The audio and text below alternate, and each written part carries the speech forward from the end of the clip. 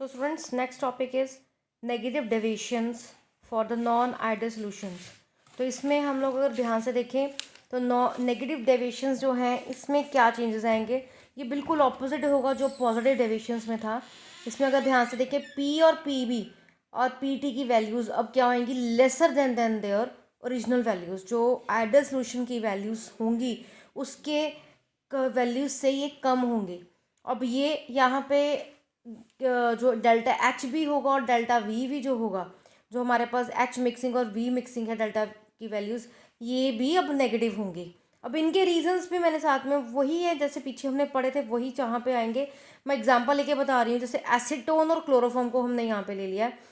अब ध्यान से देखो, एसीटोन और क्लोरोफॉर्म दोनों के आपस में बॉन्ड मैंने बना के दिखाया बेटा। यहाँ पे ध्यान से देखो कि यहाँ पे डबल बॉन्ड है और ये ओ और एच दोनों अलग अलग हैं।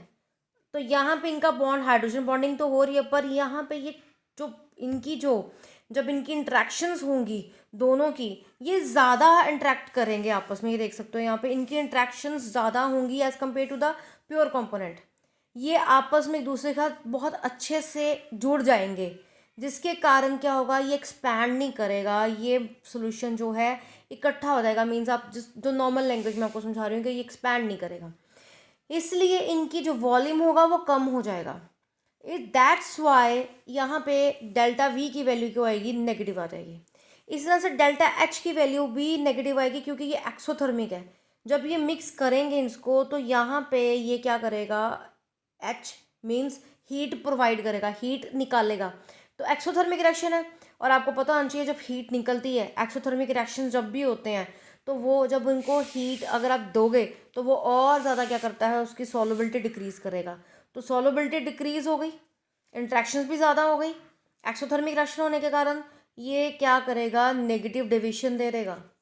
तो ये नेगेटिव इसकी वैल्यूज चली जाएंगी सारी की सारी। इसकी हीट अगर आप इनकी नेगेटिव है इसलिए क्योंकि ये दी जा रही है, ये बाहर निकाल रहा है, तो that's why delta H is negative. और डेल्टा वी भी नेगेटिव इसलिए क्योंकि ओरिजिनल वॉल्यूम के कंपेरेटिवली प्योर लिक्विड्स जो हैं आइडियल सोल्यूशन के अकॉर्डिंग अगर हम देखें तो प्योर कंपोनेंट्स की जो वॉल्यूम है इनका ऑलरेडी, उसके कंपेरेटिवली इसका वॉल्यूम जब सोल्यूशन बनने के बाद जो वॉल्यूम आएगा वो कम होगा as compared to the pure components के कंपेरेटिवली। तो इसलिए ये कैसा देगा, नेगेटिव डेविएशन देगा। इसकी एग्जांपल ये वाली एसीटोन और क्लोरोफॉर्म की बहुत अच्छे से याद करो बेटा, ये बहुत बहुत ज़्यादा इंपॉर्टेंट है। It's very very much important, इस चीज़ को आप याद रखेंगे।